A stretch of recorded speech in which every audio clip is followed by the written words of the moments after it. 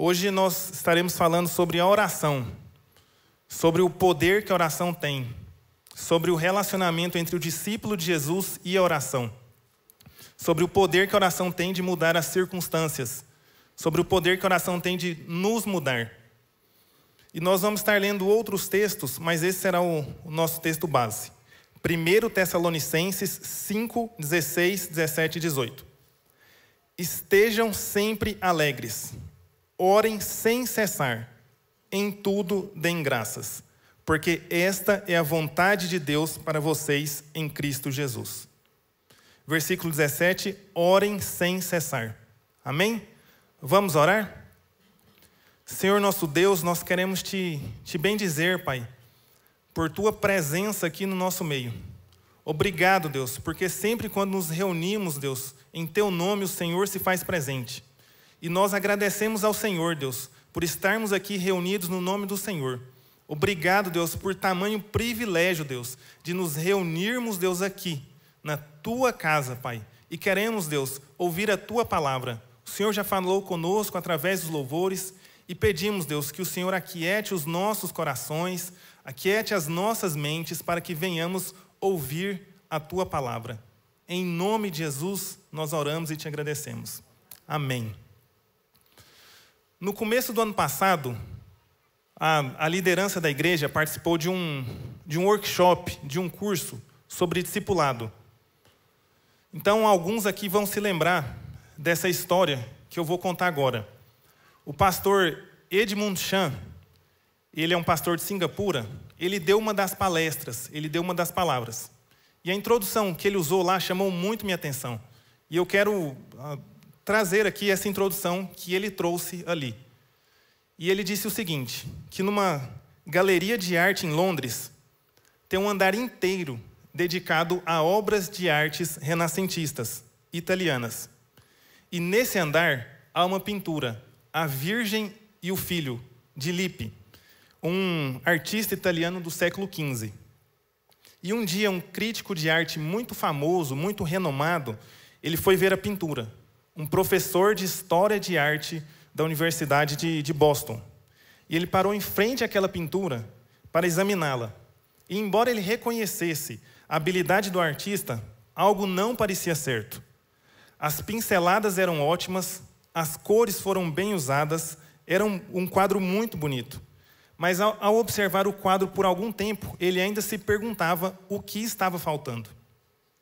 Então, de repente, um pensamento lhe sobreveio à mente. Ele teve um insight, que foi o seguinte: e se essa pintura não tivesse sido feita para ser pendurada numa galeria? E se essa pintura tivesse sido feita para ser pendurada num lugar de oração? E se assim fosse, as pessoas não estariam de pé, mas estariam ajoelhados. Então, esse crítico de arte muito bem vestido, muito conhecido, fez algo que antes nunca tinha feito em sua vida. Ele se ajoelhou na frente da pintura, naquela galeria, e quando ele olhou para cima, tudo mudou de perspectiva. Maria estava segurando o bebê bem próximo e tudo estava na proporção certa. Tudo estava certo. Então ele entendeu que aquela não era uma pintura para ser vista de pé. Era uma pintura que tinha sido encomendada para ser vista com os olhos da adoração, para ser vista numa postura de oração de joelhos dobrados. Ou seja, a perspectiva daquele renomado crítico de arte foi aguçada quando ele mudou a sua postura, de em pé para de joelhos. Agora, se olharmos para as nossas vidas, se olharmos para o mundo ao redor, se olharmos para tudo aquilo que nos cerca, dessa postura em pé, com sabedoria humana, nós podemos facilmente ficar confusos, nós podemos facilmente nos perder, nós podemos facilmente enxergar com olhar crítico. Mas se olharmos o que acontece em nós, ao redor de nós, em todo mundo que nos cerca, com essa postura de joelhos, em uma posição de oração, se mudarmos a perspectiva de olharmos as coisas, nós enxergaremos tudo de forma mais clara. Nós teremos nossa visão aguçada, nós veremos as coisas de um jeito novo com o olhar de Jesus Cristo. Então, a primeira consideração que eu faço aqui para nós nesta manhã é que nós, como crentes, como cristãos, como discípulos de Jesus, nós temos que olhar e enfrentar toda e qualquer situação da postura de joelhos. Nós temos que enfrentar toda e qualquer situação nessa postura em oração. Não de pé, não com os nossos olhos, mas com os olhos de Cristo. Esse é o primeiro ponto que nós podemos observar sobre oração.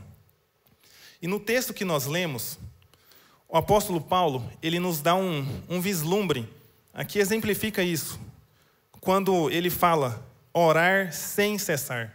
Se nós vamos olhar nessa postura de joelhos para toda e qualquer situação que nos cerca, nós precisamos orar sem cessar.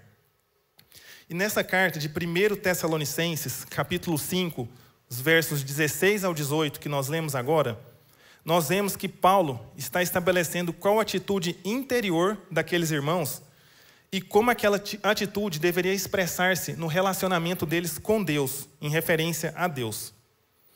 Vejam bem, a atitude interior deles, a nossa atitude interior que influencia, que flui para o exterior. A oração, ela tem poder para mudar todas as circunstâncias externas. Mas a oração, ela parte também do nosso interior, porque ela tem poder para mudar as nossas vidas internamente. E a partir dessa mudança interna, nós olharmos a vida com uma nova perspectiva. Portanto, Paulo fala que aqueles crentes, eles deveriam ser sempre alegres, aqueles crentes deveriam orar sem cessar, aqueles crentes deveriam em tudo dar graças. Os tessalonicenses sabiam dessa grande alegria recebida em Jesus. Eles sabiam disso. Eles sabiam que Jesus havia dado vida por eles. Nós também sabemos disso. Nós sabemos que essa verdadeira alegria, ela é uma pessoa. Ela é Jesus Cristo, a verdadeira alegria. Mas por conta das aflições externas, por conta dos ruídos internos, por conta das aflições internas, muitas vezes nós acabamos perdendo esse foco. E Paulo aqui quer relembrá-los. Mesmo que nós saibamos disso, muitas das vezes nós agimos e reagimos como se nós vivêssemos independente de Deus. Nós agimos e reagimos como se nós fôssemos capazes e suficientes para conduzir as nossas vidas. E Paulo aqui quer relembrá-los disso. E Paulo nos relembra disso. Por isso que é preciso relembrar. Paulo, ele experimentou essa alegria em meio à perseguição. Paulo experimentou essa alegria em meio a lutas. Paulo foi aquele que deu graças a Deus por tudo, deu graças a Deus em toda e qualquer situação. E Paulo sabia que a única forma de uma experiência prática, vívida, experiencial, a única forma de achar alívio, a única forma dele regozijar-se em tempos de angústia e tristeza, a única possibilidade de em tudo dar graças, independente da situação, é fazer conhecidas as necessidades e os desejos diante de Deus. É por isso que ele conecta estar sempre alegres, ele conecta com orar sem cessar e em tudo dar graças. O que Paulo está querendo dizer é o seguinte: não deve haver variação na regularidade do hábito de agarrar-se a Deus em meio a todas as circunstâncias da vida. Não deve haver essa variação. E para entender melhor o que ele quer dizer, a tradução do orar sem cessar, ela é melhor entendida como voltar a fazer constantemente. Constância. Voltar a fazer constantemente. Ou seja, nós devemos manter essa conexão regular, frequente com Deus. Para deixar essa ideia mais clara ainda, alguns comentaristas, eles usam a analogia do pagamento ininterrupto de taxas. Aquele pagamento, seja diário, mensal ou anual. Mensalmente você paga. Ou então, o serviço ou ministério contínuo de um oficial. Diariamente ele faz a guarda. Diariamente ele passa pelos mesmos caminhos, faz o mesmo serviço. A produção regular e constante de frutos. Ou seja, o crente, o discípulo, o servo, ele deve viver em tal comunhão com Deus que ele ore sem cessar, que constantemente ele esteja em conexão com esse Deus, que frequentemente, que rotineiramente, isso seja natural para ele. Talvez a palavra certa seja natural. Que ele não busque a Deus somente em casos extraordinários, que ele não busque a Deus somente em casos esporádicos ou somente em momentos de aflição, mas que rotineiramente ele busque ao Senhor. E sua postura deve ser de joelhos para toda e qualquer situação. Essa é a nossa postura que precisamos ter. Então, se nós precisamos estar de joelhos, se nós precisamos nos render, se nós precisamos orar sem cessar, significa que nós precisamos orar a alguém. Surge então a pergunta: a quem nós devemos orar? Quem é esse Deus que Paulo fala, orem sem cessar? Quem é esse Deus que Paulo fala, agarrem a Ele? Que Paulo usa, agarrar-se a Deus em meio a todas as circunstâncias da vida. Quem é? E eu gostaria de ler um outro texto agora, Salmo 115, se vocês puderem abrir suas Bíblias. Salmo 115, os versículos 1 ao versículo 3. Quem é esse Deus que devemos nos agarrar? Quem é esse Deus a quem devemos dirigir as nossas orações? Salmo 115, versículo 1 ao versículo 3, diz o seguinte: Não a nós, Senhor, não a nós, mas ao teu nome dá glória, por amor da tua misericórdia e da tua fidelidade. Por que diriam as nações, onde está o Deus deles? O nosso Deus está no céu e faz tudo como lhe agrada. Os salmos trabalham muito bem essa questão de Deus. Então, quem é esse Deus? O nosso Deus é um Deus soberano. No Salmo 115, versículo 1 a 3, o salmista ele trabalha numa forma de contraste. Quando nós oramos, nós buscamos agradar a quem? A nós ou ao Senhor? A quem nós prestamos culto? A nós ou ao Senhor? Nós vivemos para satisfazer a vontade de quem? A nossa ou a do Senhor? Ao longo de todo o Antigo Testamento, nós vemos que Israel falhou nesse propósito de seguir a Deus. Frequentemente, alianças eram feitas e Israel descumpria essas alianças. Mas Deus está falando que, ao contrário dos atos de Israel, Deus ele não muda. Porque Deus sempre cumpriu e sempre cumpre tudo aquilo que Ele promete. Deus sempre cumpre tudo aquilo que Ele promete. E por isso as nossas orações, as nossas petições, os nossos louvores, a glória a quem nós devemos, deve ser ao Senhor. Porque o Deus de Israel, o nosso Deus, é um Deus vivo, é um Deus soberano, é um Deus que cuida de tudo e de todos. É um Deus que tem poder para governar todas as nações. E o que dirá das nossas vidas? Deus é soberano do universo. Deus é o Senhor da história. Deus é o único que pode cumprir e levar a cabo aquilo que Ele promete. Por isso, quando nós oramos ao Senhor, que é o Deus soberano. Por isso que quando nós prestamos culto ao Senhor. Por isso nós devemos agradar não a nós, mas ao Senhor. Por isso o salmista diz isso. Nós oramos para que seja feita a vontade do Senhor, porque Ele é o único que pode fazer tudo conforme lhe agrada. O Senhor, somente o Senhor é um Deus soberano. Por isso, nós nos prostramos e nos ajoelhamos e oramos sem cessar a esse Deus que é soberano. Quem é esse Deus que nós devemos nos agarrar? Quem é esse Deus a quem nós devemos orar sem cessar? É um Deus vivo. No Salmo 115, versículos 4 ao versículo 7, leiam comigo. Diz assim: Os ídolos das nações são prata e ouro, obra de mãos humanas. Têm boca e não falam, têm olhos e não veem, têm ouvidos e não ouvem. Têm nariz e não cheiram, têm mãos e não apalpam, têm pés e não andam, som nenhum lhes sai da garganta. O salmista, aqui, ainda trabalhando em forma de contraste, ele quer lembrar ao povo de Israel que o Deus deles, além de um Deus soberano, é um Deus vivo. Não um Deus criado por mãos humanas. Não um Deus que nunca poderia oferecer auxílio, ou que fosse incapaz de responder às nossas orações. Não. Por isso ele trabalha isso, para ressaltar quem é o nosso Deus ele trabalha em forma de alguns contrastes entre o Deus verdadeiro e os falsos deuses, entre a relevância de Deus e a insignificância dos outros deuses. Porque os ídolos são criados por mãos humanas. Por isso eles não falam, não veem, não ouvem e não andam. Eles não fazem nada.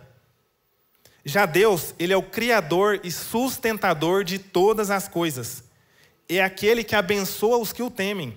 Deus, ele fala conosco. Os olhos de Deus estão sobre nós e nós podemos confiar nele. Os ouvidos do Senhor estão abertos ao nosso clamor. Estamos aqui orando, falando, buscando a um Deus que é vivo, a um Deus que é soberano, que tem poder para todas as coisas. Se os ídolos têm nariz e não cheiram, Deus recebe a nossa adoração como aroma suave. O povo, ele precisava carregar os seus ídolos, porque eram feitos pelo próprio povo. Mas foi Deus quem nos criou, diferentemente. Isso é um contraste gigantesco. O povo cria o ídolo, mas Deus que nos cria, dada a dimensão do nosso Deus. Se o povo precisava carregar os ídolos, Deus não. Deus, ele veio até nós, ele caminha conosco, e se necessário for, ele nos carrega. E quem é esse Deus que nós devemos nos agarrar? A um Deus soberano, a um Deus vivo, a um Deus que intervém. Deus é um Deus que intervém. Deus é um Deus que interveio na história. Deus é um Deus que intervém na história das nações. Deus é um Deus que intervém na história das nossas vidas. Um exemplo que eu quero usar, que ficou muito claro para mim, sobre esse Deus que intervém, ainda é dessa palestra que eu comentei, do reverendo Edmund Chan. Ele disse que, em 1940, uma turma de um seminário norte-americano foi para a Inglaterra fazer uma visita nas universidades, nas faculdades teológicas da Inglaterra e também em alguns lugares de campo, onde alguns ingleses avivalistas haviam vivido. E num desses momentos, eles visitaram a casa de John Wesley. Eles foram ali visitar a casa de John Wesley. Eles entraram ali, aquele ônibus com aqueles estudantes. Eles viram onde John Wesley cozinhava, onde era a cozinha dele. Eles entraram no escritório de John Wesley para ver onde ele estudava. Tinha muita coisa preservada ali, os livros dele. E eles subiram até o quarto de John Wesley. E chegando ali naquele quarto, ao lado da cama, eles viram que tinha como se afundado ao lado da cama dois lugares, assim. E eles perguntaram para o professor o que era aquilo. E ele respondeu a eles falando que ali era onde John Wesley orava. Eles mantiveram preservado o lugar de oração de John Wesley. E após a visita, nós sabemos pela história o que aconteceu, esse grande avivamento que houve no século XVIII, ali na Inglaterra, nos Estados Unidos, e que fez com que houvesse uma grande expansão missionária. Nós ficamos sabendo de pessoas, centenas, milhares de pessoas transformadas pelo poder do Evangelho, de vidas, de vilas, de até cidades que foram transformadas. E após isso, após o professor contar essa história, eles voltaram para o ônibus. Chegando ali naquele ônibus, o professor foi fazer a contagem e viu que faltava um dos alunos. Então ele voltou para casa. Entrando ali na casa, ele passou pelos mesmos caminhos que eles haviam passado. Foi pela cozinha, foi pelo escritório, até que ele chegou no quarto. E chegando no quarto, ele viu que um jovem estava ali, ajoelhado, naquele mesmo local onde estava marcado com as marcas do joelho de John Wesley, e orando ao Senhor, pedindo assim: Senhor, faça de novo através da minha vida. E o professor, ouvindo aquilo, só bateu no ombro dele e falou assim: vamos embora, todos estão esperando. E quando eles saíram, eles voltaram para o ônibus e foram embora. E esse estudante que estava ali orando era nada mais, nada menos do que o Billy Graham. E nós sabemos o que foi feito através da vida dele. Nós sabemos multidões de pessoas que foram alcançadas por ele. Porque o nosso Deus é um Deus que intervém, o nosso Deus é um Deus que ouve as nossas orações, o nosso Deus é um Deus que responde às nossas orações. Ele é o único que tem poder para isso. Ele é o único que tem poder para isso. Os ídolos não têm, nós não temos, as pessoas não têm, mas Deus tem. Existe uma realidade sobrenatural que interage e está acima da realidade natural. O ponto que eu quero que fique claro para nós nesta manhã é esse. O nosso Deus é um Deus soberano, vivo e que intervém, que escuta e responde às nossas orações. Eu sei que se eu abrisse para testemunhos, ficaríamos aqui horas e mais horas, para que cada um pudesse falar daquilo que Deus fez e faz na vida de cada um. Eu sei que cada um aqui tem diversas experiências de como orar e da resposta que Deus dá. Deus faz, Deus fala. Amém? Esse é o nosso Deus. Então, por que nós devemos orar a esse Deus? Por que nós oramos a esse Deus? Porque Ele é um Deus soberano, porque Ele é um Deus vivo, porque Ele é um Deus que intervém. E a palavra de Deus nos garante que as nossas orações são recebidas em memória diante de Deus. Deus, Ele recebe as nossas orações. Deus, Ele ouve o nosso clamor. A palavra de Deus garante que nós não estamos sós e podemos contar com o auxílio desse Deus. Eu lembro de uma vez, quando eu estava pensando nessa palavra, me veio à memória um dia, quando o Benjamin era pequeno, a Melissa não tinha nascido ainda, ele tinha um ano e pouco, e eu estava no quarto dele, ele já ia dormir, estava ali no quarto dele para colocar ele para dormir e estava orando por ele. E na minha mente estava aquela oração rotineira, né, para Deus abençoá-la à noite e tudo, e na minha mente veio orar para Deus livrá-lo de toda paraplegia.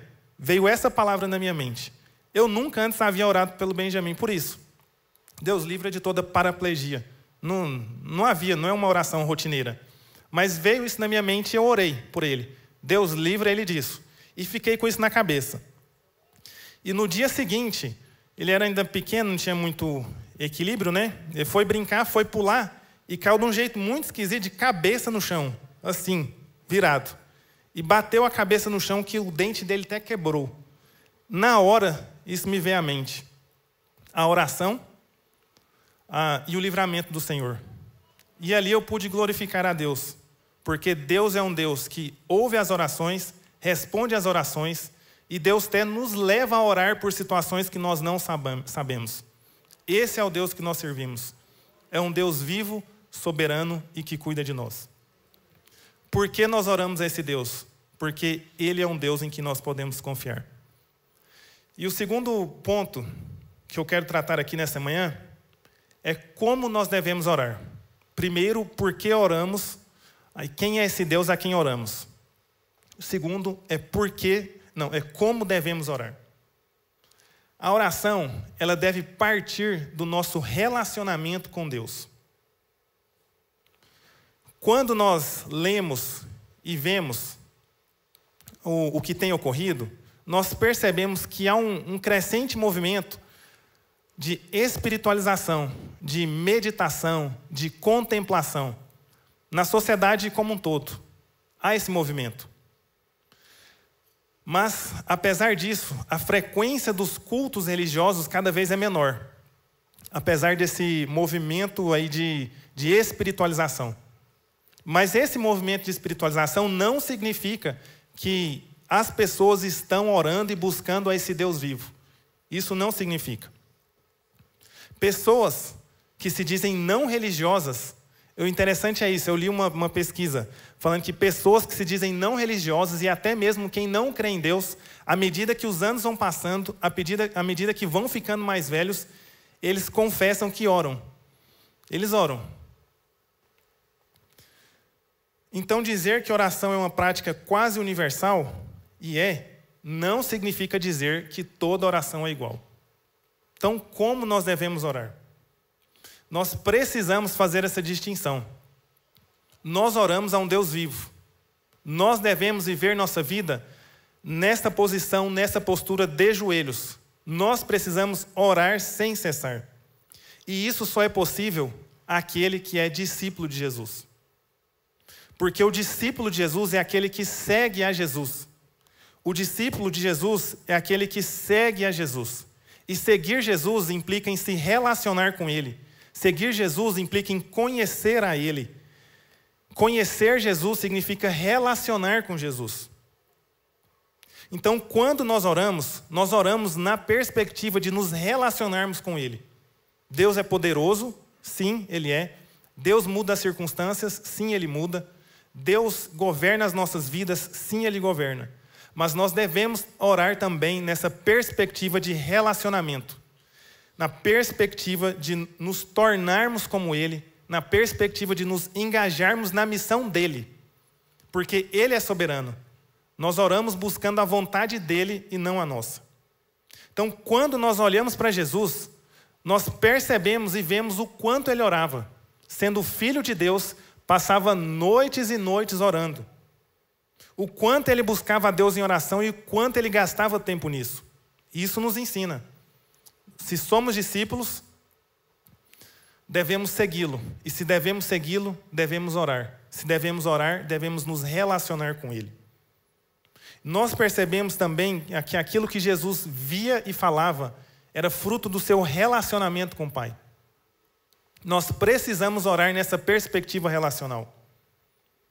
Nós precisamos orar entendendo que Jesus, Ele é Senhor e nós somos seus servos. E como nós devemos orar? Nós devemos orar também entendendo que todo relacionamento, ele implica não somente em falar, mas também em ouvir. Porque até muitas vezes oramos, mas falamos, e dá o tempo e nós vamos embora. E não ouvimos a Deus. É um monólogo, não é um diálogo, não é um relacionamento. Então nós precisamos orar nessa perspectiva de nos relacionarmos com o Senhor Jesus e ouvirmos a sua voz. Se nós olharmos para nossas vidas, nós percebemos que muitas das nossas conversas com as pessoas que nos cercam são conversas superficiais. Pela correria, pela falta de intimidade. E quando nós olhamos profundamente, nós vamos perceber também que muitas das nossas orações ou conversas com o Senhor são superficiais. Porque somente nós falamos, somente nós pedimos e estamos sempre correndo. Então, quanto mais relacionamento, quanto mais intimidade, quanto mais transparência, quanto mais isso nós podemos orar e buscar a Deus e a sua vontade. Então, à medida que nós, como discípulos, seguirmos a Jesus passo a passo, Ele irá revelar a sua vontade até nós, Ele irá nos guiar de acordo com a vontade de Deus, Ele irá nos conduzir conforme o seu querer, porque Deus é um Deus de relacionamento. Ele não precisaria relacionar conosco, mas Ele escolheu relacionar conosco. E Ele deseja se revelar a nós, a sua vontade. Mas nós precisamos gastar tempo para isso. Nós precisamos gastar tempo buscando esse Deus.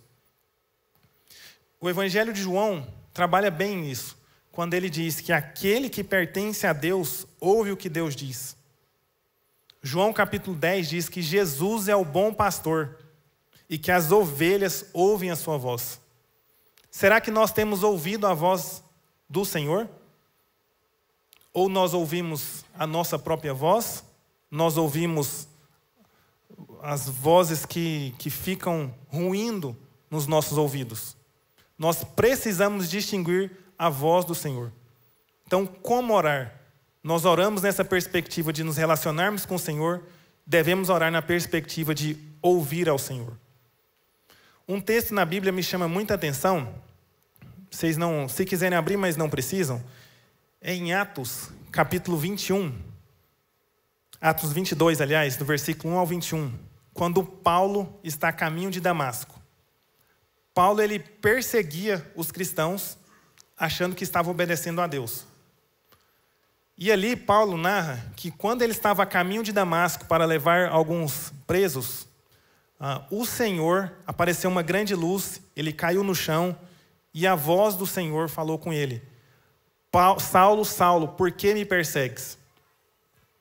E a pergunta de Paulo foi assim: quem és tu, Senhor?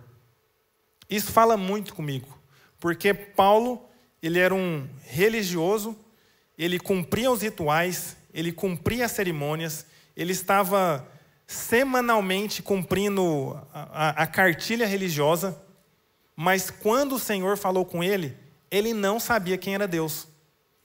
Ele não ouviu a voz de Deus, porque ele não conhecia a Deus. Nós precisamos saber distinguir qual é a voz de Deus. E nós só faremos isso se nós nos relacionarmos com Ele. E seguindo esse texto de Paulo, quando a gente lê, a gente vê que ele vai para a casa de Ananias, ele vai para Damasco, ele conhece ao Senhor, ele é batizado. E logo no final do capítulo 22, o texto narra uma conversa entre o Senhor Jesus mandando ele sair de lá e Paulo conversando com ele. Vejam a diferença. Paulo não sabia quem era Deus, ele não ouvia e sabia distinguir a voz de Deus. Mas no final do capítulo ele já consegue conversar com Deus e saber quem é o Deus que ele serve. Nós precisamos saber quem é o Deus que nós servimos. Nós precisamos saber quem é esse Deus que nós oramos. Nós precisamos nos relacionar com esse Deus. Não somente nessa perspectiva religiosa de cumprir os ritos, de cumprir com que nós cumprimos, mas não nos relacionarmos com Ele. Imaginem um choque. Paulo, que cumpria ali fielmente aquilo que lhe era proposto, zeloso para com a lei e para com Deus, não soube distinguir a voz de Deus. Nós precisamos distinguir essa voz de Deus. Nós precisamos ouvir a Deus e quando Ele fala conosco. Por isso nós oramos. Por isso nós devemos orar com essa perspectiva. Outra forma, como orar? Nós oramos na perspectiva de nos relacionarmos com Deus. Nós oramos ouvindo ao Senhor e não apenas falando. Nós oramos em submissão a Deus. Abram comigo a Bíblia em Tiago. Tiago capítulo 1, no final da Bíblia. Tiago capítulo 1, versículo 5 a versículo 8. Tiago 1, do versículo 5 ao versículo 8. Na introdução, eu disse que quando nós olhamos para as nossas vidas com essa postura de pé, quando nós olhamos em pé para nós, para o mundo, nós facilmente podemos ficar confusos, nós facilmente podemos ficar perdidos, nós facilmente viraremos críticos. Mas quando olhamos ao que acontece em nós e ao redor de nós, nessa postura de joelhos, nós dobramos os nossos joelhos, nós começamos a ver as coisas com um novo olhar, com os olhos de Jesus Cristo. Então, quando nós pensamos em como devemos orar, nós lemos e vemos o exemplo de Tiago. Eu vou ler aqui do versículo 5 ao versículo 8. Se, porém, algum de vocês necessita de sabedoria, peça a Deus, que a todos dá com generosidade e sem reprovações, e ela lhe será concedida. Peça, porém, com fé, em nada duvidando, pois o que duvida é semelhante à onda do mar, impelida e agitada pelo vento. Que uma pessoa dessas não pense que alcançará do Senhor alguma coisa, sendo indecisa e inconstante em todos os seus caminhos. Aqui Tiago nos ensina a quando orarmos em submissão e com fé. Tiago é alguém que orava muito, era alguém que orava constantemente. Se eu citei o exemplo de Billy Graham, de John Wesley, a tradição chamava Tiago de joelhos de camelo, pelo tanto que ele orava. E Tiago aqui, ele está falando que para orar, e Tiago, em sua carta, ele fala bastante de oração. Ele começa e termina a sua carta em oração. É uma carta pequena, de 5 capítulos apenas, mas ele fala de oração nela bastante. E aqui ele fala: se vocês querem sabedoria, peça a Deus. Esse versículo 5, quando ele usa essa palavra pedir, A ideia é de submissão daquele que pede. A ideia que se tem é aquele que é inferior buscando ao que é superior. Alguns comentaristas colocam como o mendigo e aquele que dá esmolas, a criança e o pai, o súdito e o rei, o ser humano e Deus. Como nós devemos orar? Sabendo que Ele é Senhor, Ele é Deus, nós não. A vontade que devemos buscar agradar é a dEle e não a nossa. Nós devemos, quando oramos, orar de acordo com a vontade dEle, em obediência e submissão. E como nós oramos dessa forma? Já linka com o que eu falei, da questão do relacionamento. Nós só poderemos orarmos a Deus buscando a sua vontade se nós nos relacionarmos com Ele. Porque se não nos relacionarmos com Ele, como saberemos qual é a sua vontade? Nós não saberemos. Então aqui Tiago fala, quando nós oramos, nós não oramos simplesmente para que Deus faça a nossa vontade, como instrumento de manipulação da vontade de Deus. Mas quando nós oramos, nós temos que orar nessa forma de submissão e dependência a Ele. Porque nós oramos partindo desse pressuposto, de quem é Deus e de quem nós somos, de quem é o Deus soberano. Não somos nós, não é a nossa vontade. É o Senhor Deus, Criador dos céus e da terra. Ele é Senhor e nós não. Ele é o único que tem poder para responder às nossas orações. Então, como nós oramos? Em submissão a esse Deus. E Tiago aqui, ele continua falando, peça, porém, com fé. Com fé. Nós precisamos orar a Deus com fé. Porque ele fala que uma pessoa dessas não pense que alcançará do Senhor alguma coisa. Em outro texto, em Hebreus, capítulo 11, diz que sem fé é impossível agradar a Deus. Porque Deus é galardoador de todos aqueles que o buscam e creem que Ele existe. Nós temos que lembrar como devemos pedir, a quem devemos pedir e como devemos pedir. Quem pede tem que fazer sem dúvida nenhuma.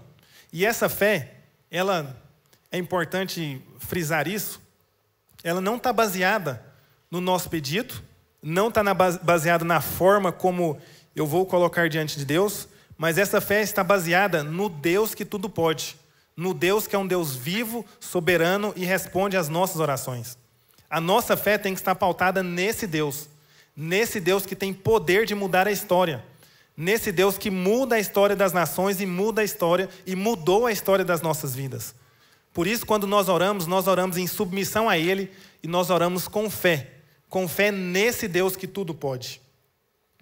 E o texto aqui diz que quando o homem expressa dúvida nessa capacidade de Deus fazer, ele indica que ele quer ser independente de Deus. Porque muitas vezes a gente não fala isso propriamente.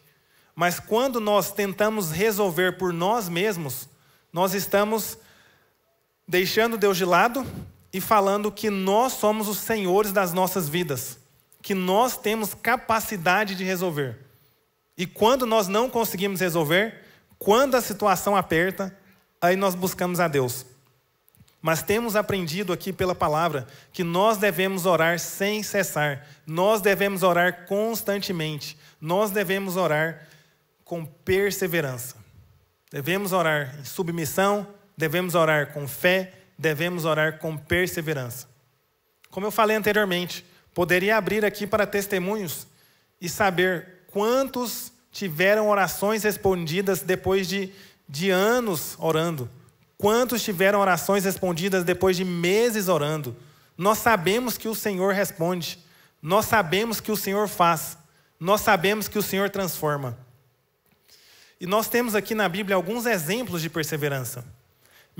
Eu gosto muito do exemplo de Neemias. Neemias, ele era alguém que orava. Neemias ali no seu capítulo 1, fala que ele era copeiro do rei. Ele estava ali na corte quando ele ouviu a situação de Jerusalém e dos muros de Jerusalém. Neemias estava ali e ouviu essa situação. E Neemias era copeiro do rei. Copeiro muitas vezes era conselheiro do rei. E ele poderia chegar diante do rei e falar o que estava passando. Mas antes de ir até o rei, Neemias foi até Deus. O texto fala que Neemias orou com perseverança por 4 meses diante dessa situação. E somente após isso, ele falou com o rei. Quando o rei perguntou o que era, e ele falou com o rei. Por que Neemias orou primeiro para depois falar com o rei? Porque Neemias sabia que somente a mão do Senhor poderia direcionar o rei na vontade dele. Muitas vezes, nós buscamos resolver as questões da nossa vida na força do nosso próprio braço, quando a palavra nos ensina que nós deveríamos buscar ao Senhor. Muitas vezes, nós, querendo dar respostas rápidas às coisas que nos aparecem, nós respondemos, depois nos arrependemos e pedimos para Deus para consertar aquilo que nós fizemos. Quando, na verdade, nós devemos orar a Deus. Neemias sabia que tinha que orar a Deus, pedir e clamar o favor de Deus antes do favor do rei. Porque ele tinha diversas situações, ele tinha diversas dificuldades que ele tinha que transpor. Então, para transpor aqueles obstáculos, a única forma era orar com perseverança. Neemias fez isso, e Deus respondeu às orações. Ao longo do livro de Neemias, nós vemos, Deus ouviu o seu clamor, Deus reconstruiu os muros, Deus estabeleceu a paz naquela cidade. Quando nós oramos a Deus, que é um Deus vivo, soberano e que intervém, Ele restabelece a paz nas nossas vidas, Ele restabelece a paz ao nosso redor, Ele restabelece a sua vontade. Um outro exemplo de perseverança, nós vemos a vida de Elias. Elias, ele era alguém que orava com fé e com perseverança. Quando não havia chuva, quando tinha parado de chover, Elias começou a orar e mandar aquele servo ir ali ver se tinha chuva. E por quantas vezes ele fez isso? 1 Reis 18, 43 fala que ele fez isso por 7 vezes. Elias ordenou ao moço que fosse até o mar para ver se estava acontecendo alguma coisa por 7 vezes. Com qual frequência nós temos batido a porta de Deus? Com qual frequência nós oramos para que Deus responda às nossas orações? Porque muitas vezes nós oramos somente no dia da aflição, mas nos outros dias nós esquecemos que nós devemos e podemos orar a esse Deus. Nós precisamos orar com perseverança. Nós podemos testemunhar isso daquilo que o Senhor faz. Nós batemos na porta dele, ele ouve o nosso clamor e responde às nossas orações. Eu espero que nesta manhã nós aprendamos com esses 2 homens. Nós poderíamos falar de Moisés também.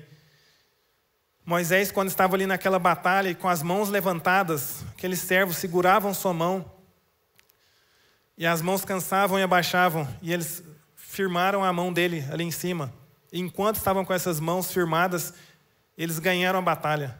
Mas se não houvesse a perseverança, a batalha seria perdida.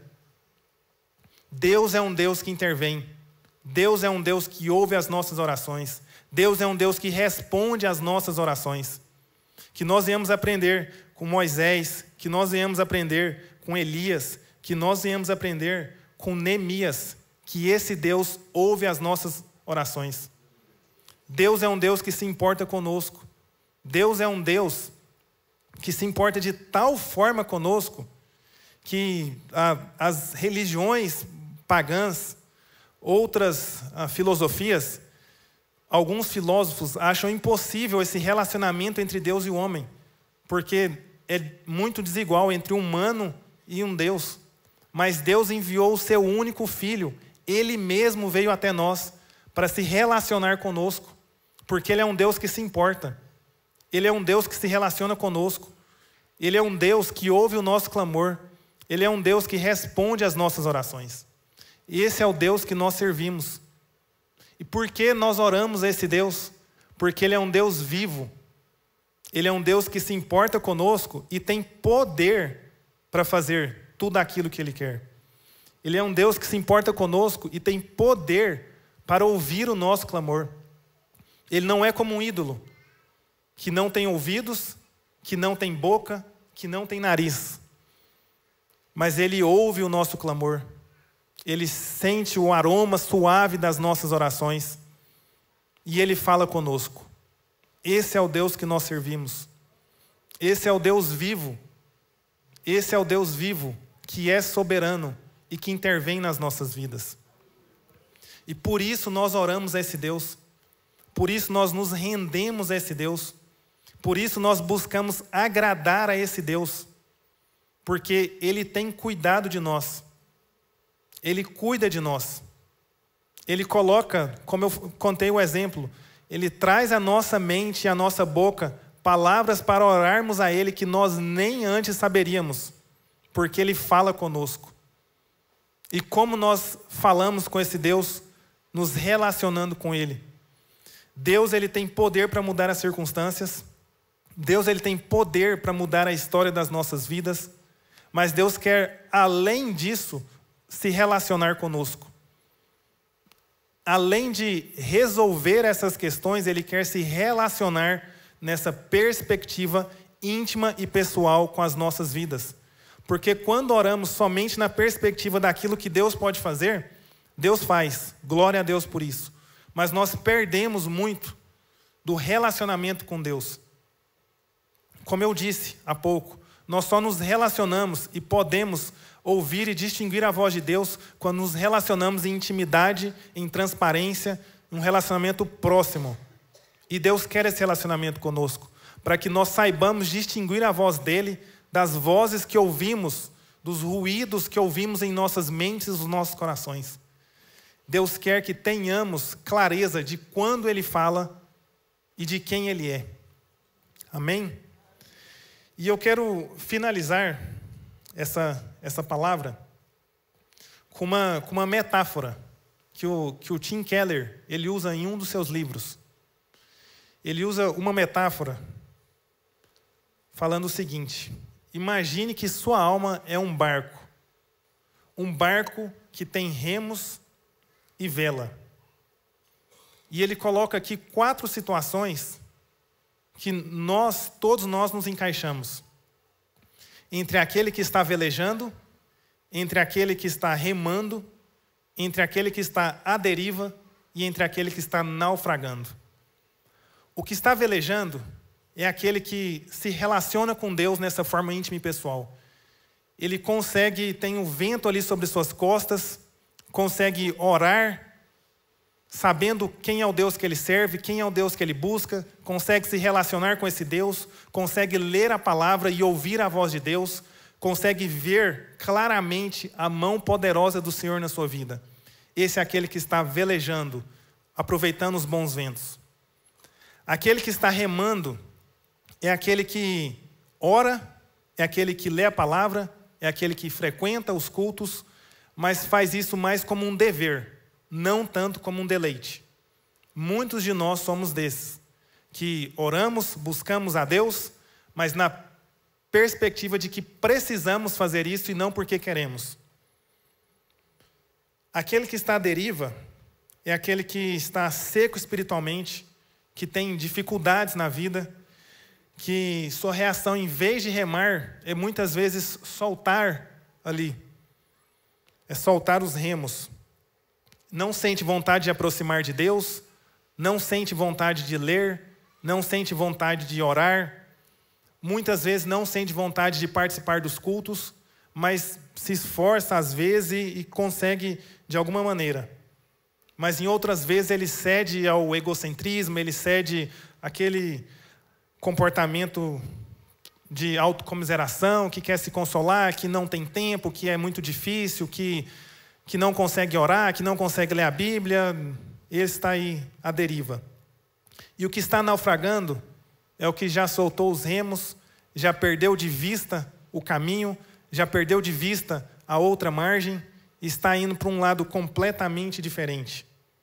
O coração já está entorpecido, ele não consegue mais orar, não consegue mais buscar a Deus, não consegue mais frequentar os cultos, não consegue mais ler a palavra. Deus mostra o caminho, mas ele está indo para outro caminho. nós nos encontramos em qualquer uma dessas 4 situações.